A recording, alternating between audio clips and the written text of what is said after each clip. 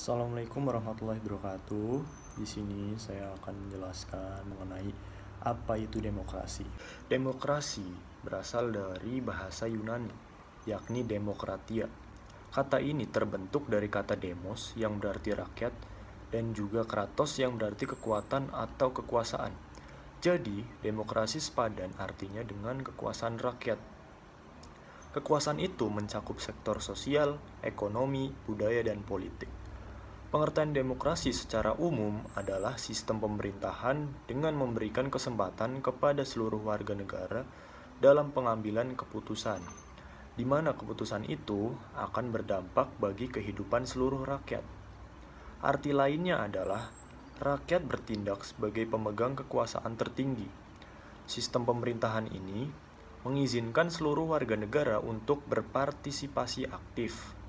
Peran serta itu bisa diwakilkan atau secara langsung dalam perumusan, pengembangan, dan penetapan undang-undang. Setiap ahli memiliki penafsiran tersendiri terhadap demokrasi, meskipun bermuara pada tujuan yang sama. Yang pertama ada Abraham Lincoln. Beliau berpendapat kalau demokrasi merupakan sistem pemerintahan yang dirancang dari rakyat, oleh rakyat, dan untuk rakyat. Sedangkan bagi Charles Costello, demokrasi termasuk sistem sosial dan politik yang membatasi kekuasaan pemerintah dengan hukum demi melindungi hak seluruh warga negara. Selanjutnya ada sejarah demokrasi. Sistem demokrasi mulai diterapkan sejak zaman Yunani kuno. Dengan sistem ini, maka rakyat bisa terlibat langsung dalam pengambilan keputusan menyangkut keberlangsungan sebuah negara. Jadi, seluruh perkara kenegaraan harus dibicarakan langsung dengan para rakyatnya. Demokrasi murni atau demokrasi langsung adalah sistem yang diusung di zaman tersebut. Tentunya dengan cakupan wilayah yang sangat luas dengan jumlah penduduk hingga 250 juta, sistem tersebut sudah tidak relevan untuk diterapkan, sehingga rakyat tidak mungkin lagi secara langsung terlibat dalam setiap keputusan pemerintah.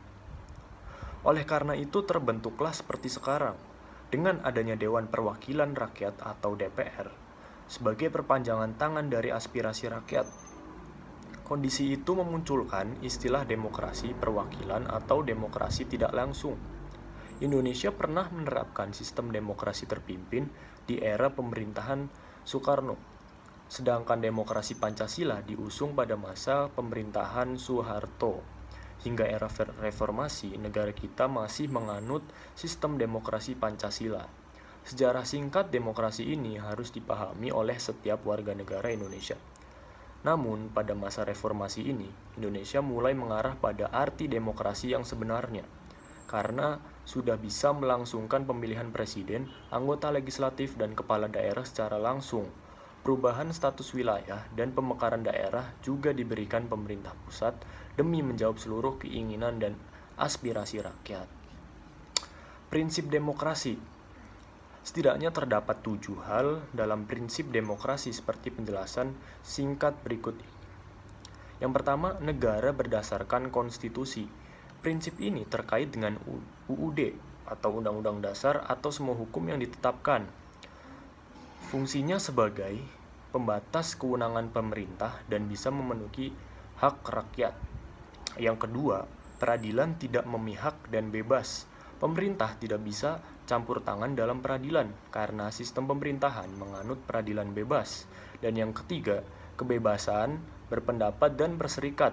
Setiap warga negara bebas untuk membentuk organisasi atau berserikat. Yang keempat, pergantian pemerintahan secara berkala.